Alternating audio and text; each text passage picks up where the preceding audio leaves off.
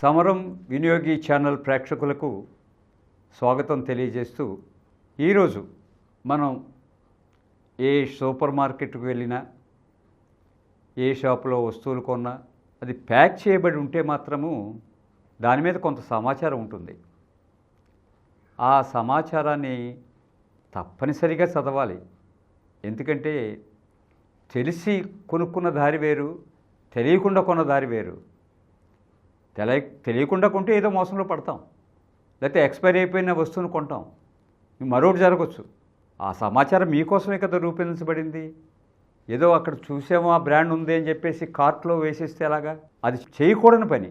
Packaged commodities order అని ప్రభుత్వం ఏనాడో ప్రకటించింది.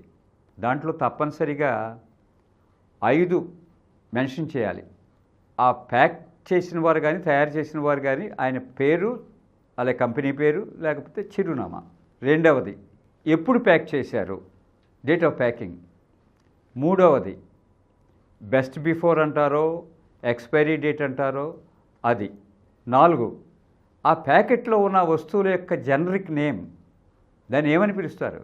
అగ్గిపెట్టిలో ఉన్నది అగ్గిపుల్లలే అంటే అగ్గిపుల్ల మీద పైన కెమికల్ ఒకటి ఉంటుంది, అది రాపాడిస్తేనే వెలుగుతుంది. అది కూడా మెన్షన్ చేస్తారు జనరిక్ నేమ్ అంటే. అలాగే మందుల ప్యాకెట్లు చూస్తున్నాం మనం, దాంట్లో లోపల పెట్టిన మందు పేరు పైన రాసి ఉంటుంది. ఇది కంపల్సరీగా చేయాలి.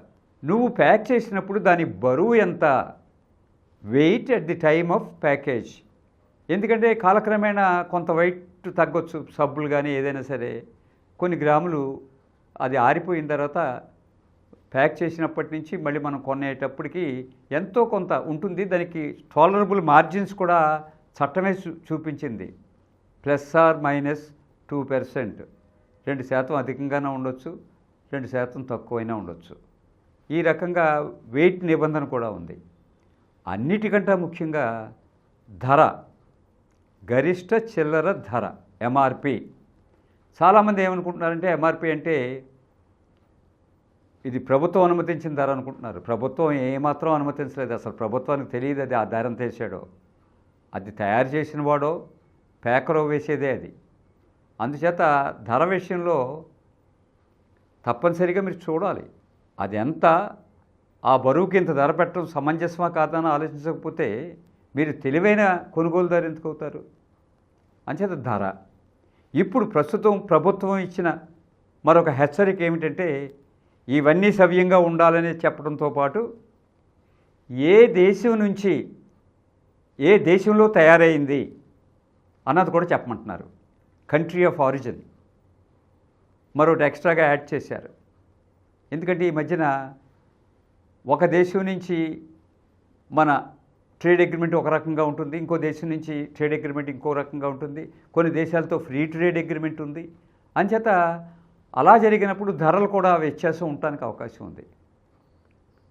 సో మనకి శత్రుత్వం ఉన్న దేశాన్ని నుంచి ఏదైనా ఒక ప్రోడక్ట్ కనుక వస్తే వినియోగదారుడు నిర్ణయించే అవకాశం ఉండాలి.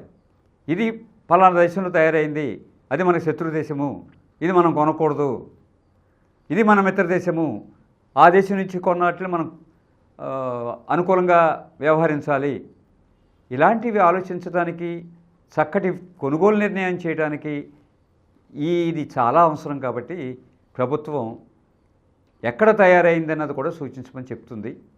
ఈ విషయాల్ని నెక్స్ట్ టైం మీరు షాప్కి వెళ్ళినప్పుడు గమనిస్తారని ఆశిస్తూ సెలవు. ఈ కార్యక్రమం మీకు ఎంతో నచ్చింది కదా.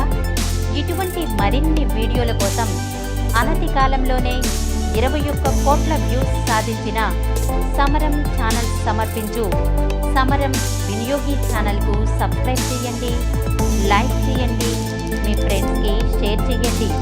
అలాగే ప్రక్కనున్న గంట సింబల్ని ప్రెస్ చేయడం మర్చిపోకండి.